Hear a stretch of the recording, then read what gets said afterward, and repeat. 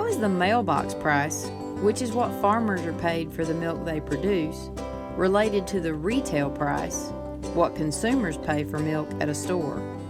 To answer that question, we have to take a macro look at some federal policies that govern milk movement and pricing.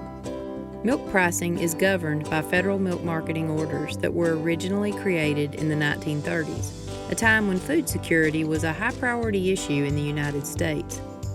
Federal milk marketing orders were intended to ensure both an adequate supply of milk to population centers and equitable payments to dairy farmers for the milk and subsequent dairy products supplied to the market.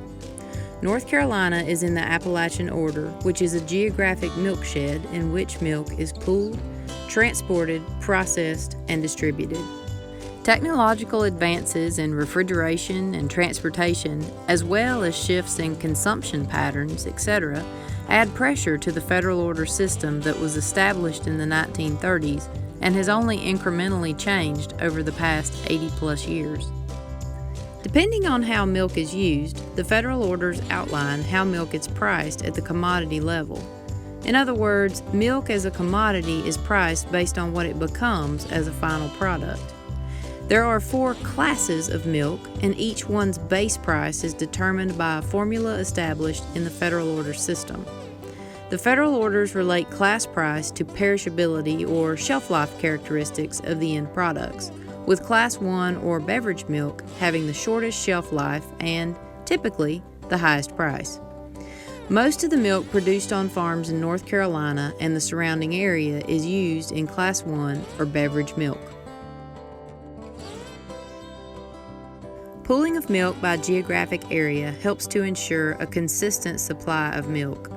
The uniform or blend price in a federal milk marketing order is the weighted average price of all the milk in that federal order's pool based on how the milk was utilized by the various types of plants where the milk was sent for processing.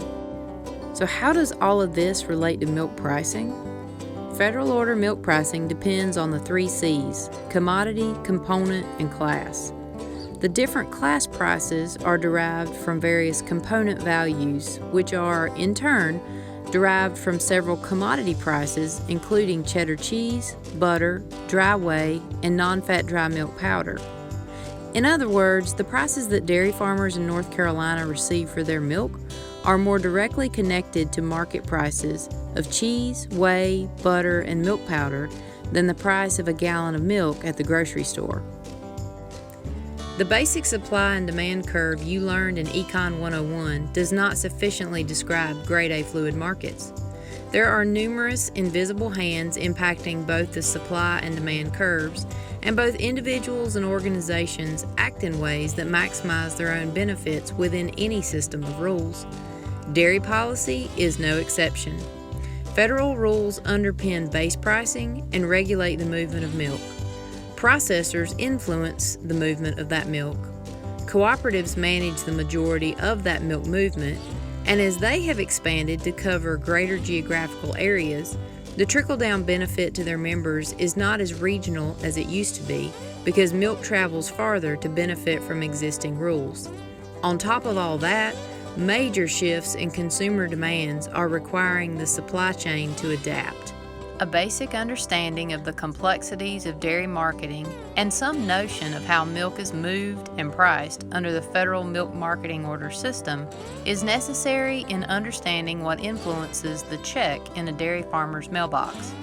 Thank you for your interest in dairy and making the effort to better understand the environment in which our dairy farmers operate.